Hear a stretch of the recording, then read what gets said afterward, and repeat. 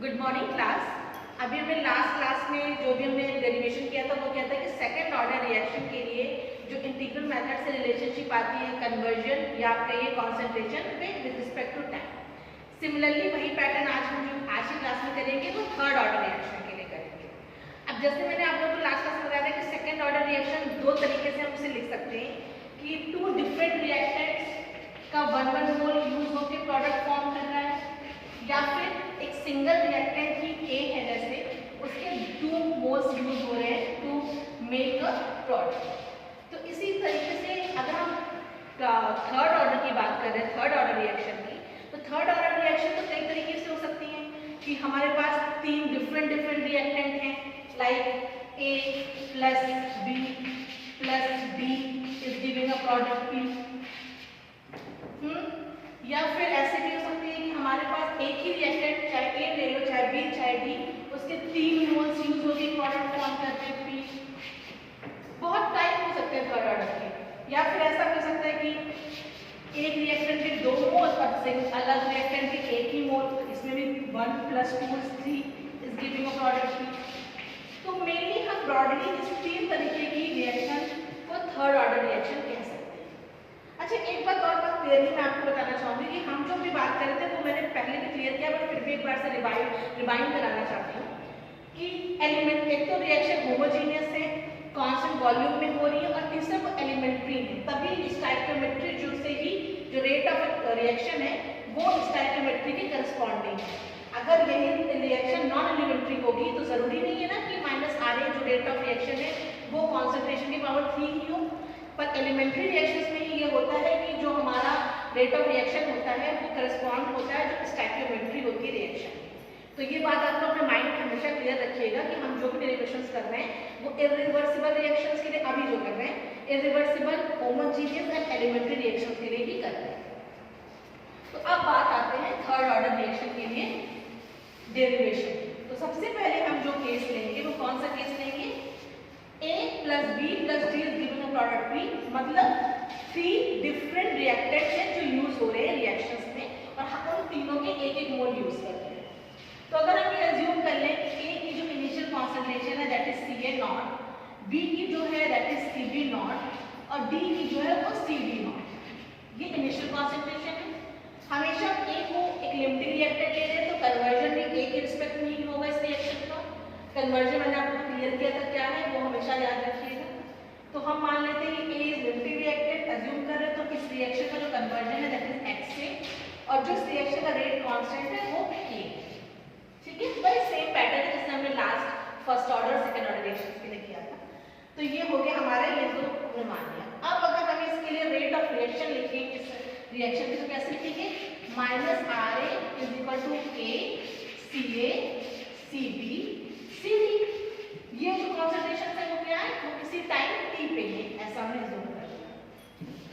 तो अगर अब हम इसको इनिशियल कॉन्सेंट्रेशन कन्वर्जन के टर्म्स में लिखें तो -RA को लिख सकते हैं ना K Ca की जगह पे obviously initial concentration minus conversion, मतलब जितना अमाउंट कन्वर्ट हुआ है Ca0 का।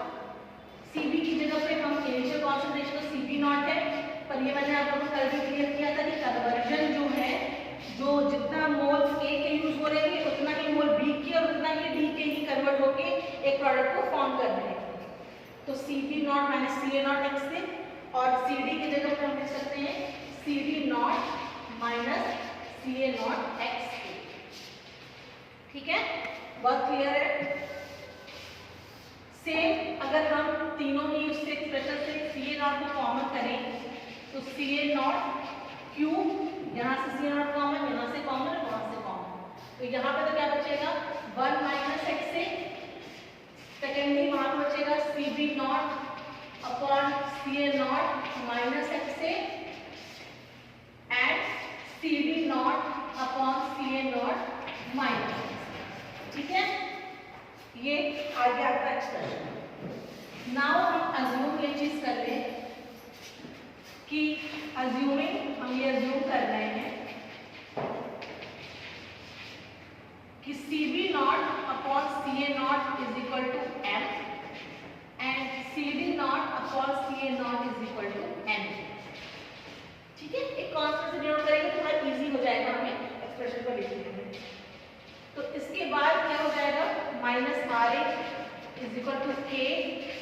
CA0 cube 1 minus XA m minus XA and n minus XA। ठीक है, ये एक्सप्रेशन आ गया।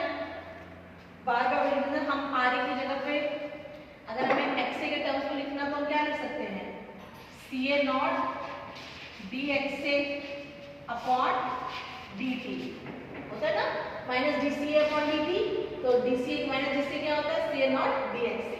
तो एक CA0 तो कैंसिल आउट हो जाएगा, तो क्या बचेगा, dXA अपॉन 1 माइनस XA, अगर मैं इस पर एक्स्ट्रा टर्म को उसके नीचे ले आऊं, m minus XA n minus XA। ठीक है, and that is equal to what, k CA0 का स्क्वायर इनटू d। आ गया ये एक्सप्रेशन। अब सेम कल भी मैंने आपको बताया था कि इस पूरे टर्म को हमें इंटीग्रेट करना होगा। तो इंटीग्रेट करने से पहले हमें क्या करना पड़ेगा, इन तीनों पोर्शंस को अलग अलग by the help of partial fraction इसको अलग अलग हमें डिवाइड करना पड़ेगा, तभी हम इजी इंटीग्रेशन कर पाएंगे। तो सबसे पहले हम LHS को लें और इसको सबसे पहले हम पार्शियल फ्रैक्शन के थ्रू ही वो करेंगे, सेपरेट आउट करेंगे। तो इसको एक एक्सप्रेशन बना लेते हैं, इक्वेशन A। अब हम इसे पार्शियल फ्रैक्शन करें, अगर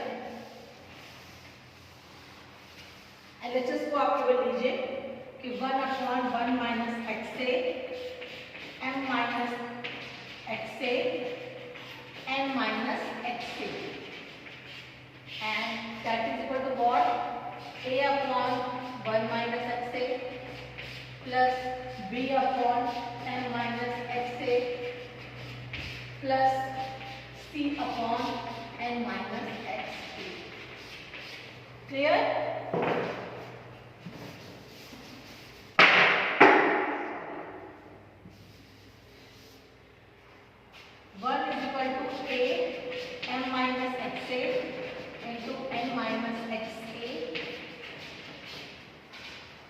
plus b 1 minus XA n minus XA plus c 1 minus XA m minus XA। अब अगर a की वैल्यू चाहिए तो हमें ये दोनों टर्म जीरो करें। अगर दोनों टर्म कब जीरो होंगे, जब हम क्या करेंगे, पुट XA की वैल्यू का 1 पुट कर देंगे। तो यहाँ 1 माइनस 1 0, तो ये टर्म जीरो हो जाएगा, वहां भी जीरो हो जाएगा, बचेगा केवल ये वाला टर्म। तो 1 is equal to a m minus 1 n minus 1। तो दिस इंप्लाइज कि a की वैल्यू जो होगी वो क्या हो जाएगी, 1 upon m minus 1 into n minus 1।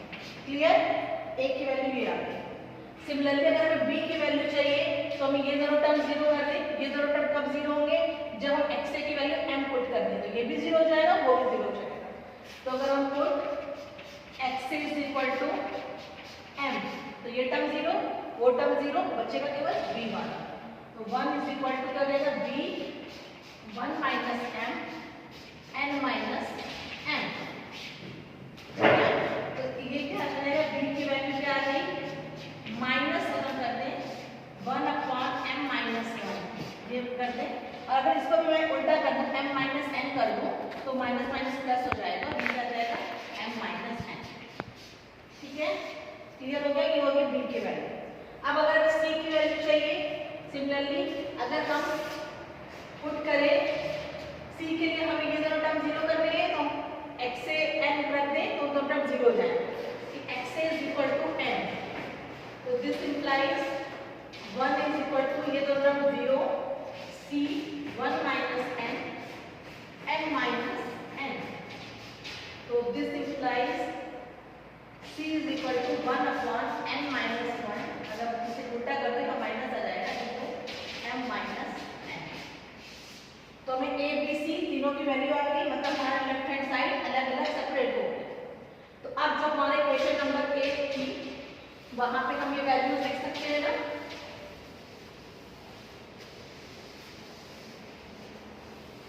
वहां पे हम लिख सकते हैं कि dXA अपॉन जो a की वैल्यू है m minus 1 n minus 1 into 1 minus XA। Clear, फिर plus d x a upon d की वैल्यू है m minus 1 m minus n m minus x a. And third जो है वो क्या था, d x a upon n minus 1, sorry minus हो जाएगा तो इसकी की वैल्यू माइनस में है m माइनस n और n minus x and that is whole equal to k c a naught square d t। तो अब इस इक्वेशन को हम इजीली इंटीग्रेट कर सकते हैं ना।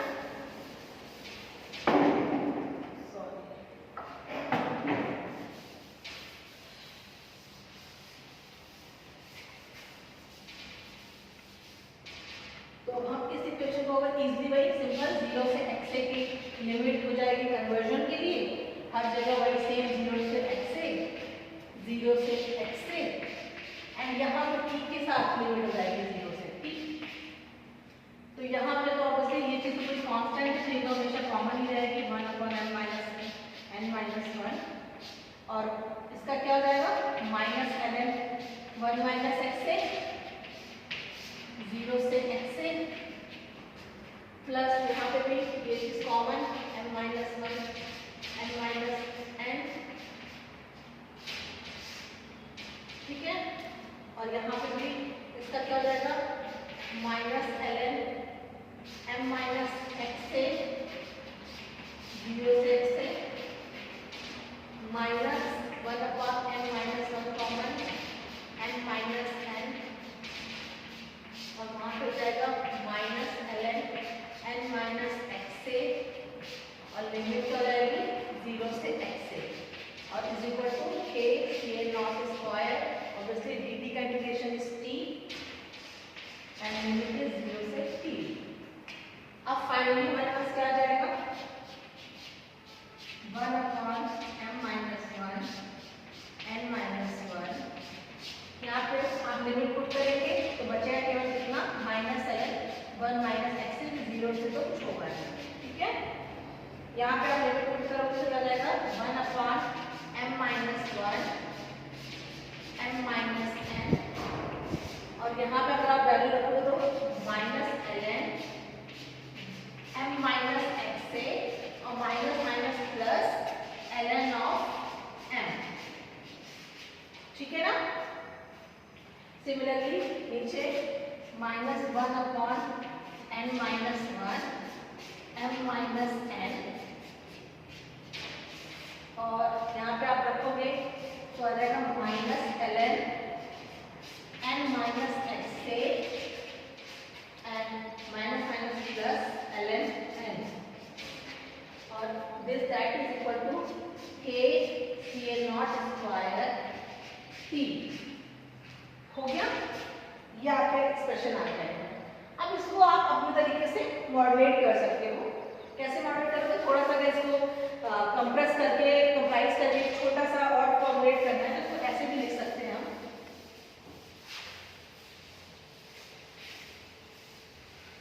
कि हम ये पूरा टर्म हर जगह से कॉमन करें।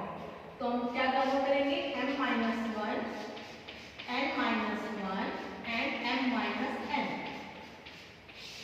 पहले टर्म में हमारे पास m माइनस n नहीं है तो क्या आ जाएगा m माइनस n ऊपर और minus of ln 1 minus x, ठीक है। यहाँ पे क्या आ जाएगा, यहाँ पे n माइनस 1 वाला टर्म नहीं है तो प्लस ln n माइनस 1 ऊपर आ जाएगा और ये अगर उल्टा लिख दिया जाए तो क्या हो जाएगा ln m upon m minus x है ना। देन यहाँ पे हमारे पास m माइनस 1 टर्म नहीं है तो यहाँ पे आ जाएगा m minus 1 and ln plus मैंने यहाँ पे किया है तो उल्टा हो जाएगा, या अगर यहाँ पे माइनस रखना चाहो तो माइनस रखो, यहाँ पे क्या आ जाएगा ln n upon n minus x and that is whole equal to what k c a naught square into t। तो इतना भी काफी है।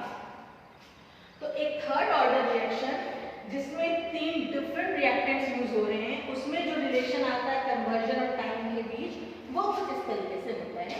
तो ये चीज यहाँ पे क्लियर है, ये आपका फाइनल क्वेश्चन है। अब आप थोड़ा और बहुत कॉम्प्रेंड छोटा या रिवाइज कर सकते हो, बट इतना आई थिंक इनफ है, इतना आप डिराइव कर दोगे तो आपको फुल मार्क्स। अब मैं इसी में एक वो करा देती हूँ जो थर्ड ऑर्डर रिएक्शन का ही सेकंड टाइप होता है, जिसमें एक ही रिएक्टेंट में 3 मोल्स यूज होते हैं। मतलब एक सिंगल रिएक्टेंट है, बट जो हमारी रेट ऑफ रिएक्शन है वो उस सिंगल रिएक्शन के थर्ड पावर के प्रोपोर्शनल है या इक्वल है, जो इस तरीके से लिखी जाती है कि 3A is giving a product P। Okay, मतलब एक सिंगल रिएक्टेंट A है जिसमें 3 मोल्स यूज होते हैं। इसमें सेम वही हम -RA बहुत इजी है, KCA2। अब तो आपको क्लियर हो गया होंगे, दो मतलब फर्स्ट ऑर्डर किया था, फिर सेकंड ऑर्डर में 2 रिएक्शन की, थर्ड ऑर्डर में एक की, तो बहुत क्लियर है कि ये RA is always this K into the concentration जिस ऑर्डर की रिएक्शन उसके पावर ना, ये हो गया -RA इनटू KCA। अब आज मैं ये CA के टर्म्स में कर रही हूँ, XA के टर्म्स में नहीं ले जा रही, तो RA को क्या लिखते हैं -dCA upon dt is equal to KCA3, और हमने इनिशियल कॉन्सेंट्रेशन अज्यूम कर ली है CA0। ओके, तो यहाँ पे क्या हो जाएगा -dCA, CA का टर्म यहाँ आ जाएगा इज इक्वल टू KD।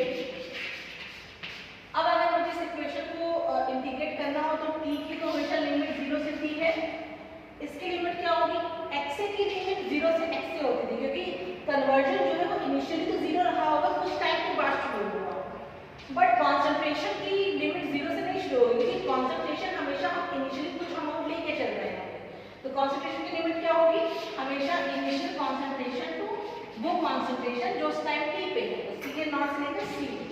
अब हम इसे इंटीग्रेट करें तो क्या हो जाएगा 1 अपॉन t क्यूब, या 1 अपॉन x क्यूब का इंटीग्रेशन क्या होता है -1 अपॉन मतलब x के पावर -3, तो क्या हो जाएगा x के पावर -3 + 1 तो -2, मतलब ये हो जाएगा CA², ठीक है, और अपॉन n + 1 तो -3 + 1 इज -2, तो क्या हो जाएगा, ये हो जाएगा -1/2। क्लियर है, CA0 से CA0 नहीं है, इज इक्वल टू K, ये तो इजी है, t हो जाएगा इंटीग्रेशन 0 से 3 लिमिट। अब अगर मैं लिमिट पुट करूँ तो पहले तो -+ हो जाएगा, तो 1/2 कॉमन, एंड यहाँ पे क्या जाएगा 1/CA² -1/CA0² is equal to K T -0। तो जो हमारा फाइनल एक्सप्रेशन इसके लिए हो जाएगा इन टर्म्स ऑफ कॉन्सेंट्रेशन, वो क्या हो जाएगा, मैंने ये कॉन्सेंट्रेशन के टर्म में इसलिए किया था ताकि आपको कॉन्सेंट्रेशन और कन्वर्जन की लिमिट में कंफ्यूजन ना हो, तो क्या हो जाएगा 1/2 1/CA² -1/CA0² is equal to K × T, ठीक है, और 1/CA² -1/CA0² is equal to 2KT। अब अगर मुझे इसे x के टर्म्स में लिखना, XA के टर्म्स में, तो हम लिख सकते हैं XA क्या होता है 1 - CA/CA0, तो हम ऐसे लिख सकते हैं कि XA is equal to 1 - CA/CA0 होता है, तो हम CA की जगह पे क्या लिख सकते हैं कि CA0 XA is equal to 1 - CA, this implies CA is equal to 1 - CA0 XA, ठीक है, सॉरी ऐसे हाँ CA0 - CA हो जाएगा, और यहाँ पे हो जाएगा CA0 - CA0 XA, यहाँ पे this implies CA is equal to CA0 अगर कॉमन कर लो तो 1 - XA, ये होगा ना, अब सही। तो अब ये वैल्यू यहाँ पुट कर दो, तो क्या हो जाएगा कि 1/CA0² 1 - XA² -1/CA0² is equal to 2KT, और इसको ऐसे लिख सकते हैं कि 1/1 - XA² -1 CA0 कॉमन कर लिया is equal to 2K CA0² × T, ठीक है, तो एक ये भी एक्सप्रेशन हो सकता है थर्ड ऑर्डर रिएक्शन के लिए जहाँ पे एक ही रिएक्टेंट के 3 मोल्स यूज हो रहे हैं। एक ये एक्सप्रेशन हो सकता है अगर आप इसके टर्म्स में लिखना चाह रहे हो कॉन्सेंट्रेशन के, और अगर आप कन्वर्जन के टर्म्स में लिखना चाह रहे हो तो ये। तो ये आप लोग को बहुत ही क्लियर है कि थर्ड ऑर्डर रिएक्शन के लिए हम ये 2 डिफरेंट रिएक्शन की जिनके हमने डेरिवेशन किया। अब जो थर्ड टाइप होता है जहाँ पे 2a + b is giving a product p, वो आप लोग का असाइनमेंट होगा। वो आप असाइनमेंट अभी नोट कर लीजिए, लेक्चर में मैं बोल देती हूँ कि आपको एक मैं लिख दे रही हूँ असाइनमेंट लिखी पे, फिर मैं गूगल क्लास में भी शेयर कर दूँगी कि आपको असाइनमेंट क्या देना है। और आज सॉरी 1 दिन का टाइम है, कल तक आप असाइनमेंट सबमिट करना। आपका असाइनमेंट है कि डिराइव द रेट एक्सप्रेशन या rate of reaction for a third order reaction